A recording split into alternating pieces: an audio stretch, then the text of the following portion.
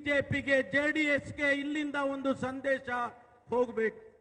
ಏನ್ ಮಾಡ್ತಾ ಇದ್ದೀರಿ ರಾಜ್ಯದಲ್ಲಿ? ಹಿಜಾಬ್ ತಗೊಂಡ್ ಬಂದ್ರಿ, ಗೋಮಾಂಸದ ಇಶ್ಯೂ ತಗೊಂಡ್ ಬಂದ್ರಿ, ಯಾವುದು ನಡೀಲಿಲ್ಲ. ಆದ್ರೆ ಇವತ್ತು ಮೂಢ ಹಗರಣ ತರ್ತಾ ಇದ್ದೀರಿ. ವಕ್ಫ್ ಪ್ರಾಪರ್ಟಿಗೆ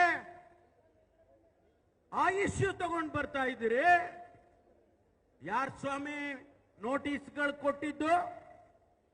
ವಕ್ಫ್ ಪ್ರಾಪರ್ಟಿ ಬಗ್ಗೆ 2400 ನೋಟಿಸ್ ಅನ್ನ ಕೊಟ್ಟವರು ಯಾರು? ಕಾಂಗ್ರೆಸ್ ಪಕ್ಷ. ಇವತ್ತು ನಾವು ನಿಜ ಅಲ್ಪಸಂಖ್ಯಾತರ ಪರವಾಗಿದ್ದೇವೆ ಅನ್ನೋದು ನಿಜ, ಅದು ನಾವೇ ಮುಚ್ಚಿಟ್ಕೊಂಡಿಲ್ಲ. ಈ ದೇಶದ ಪ್ರತಿನಿಧಿಗಳು ಅವರು ಕೂಡ ನಮ್ಮ ಹಾಗೆ ಜೀವನವನ್ನ ಮಾಡ್ತಾ ಇರ್ತಕ್ಕಂಥ ಜನ, ಇಲ್ಲೇ ಹುಟ್ಟಿ ಬೆಳೆದು ಇಲ್ಲೇ ಸಾಯ್ತಕ್ಕಂಥ ಜನ. ನಾವು ಕೂಡ ಅವ್ರನ್ನ ಸಮಾಜದಲ್ಲಿ ಮುಂದೆ ತರಬೇಕು ಅಂತ ಹೇಳುವಂತ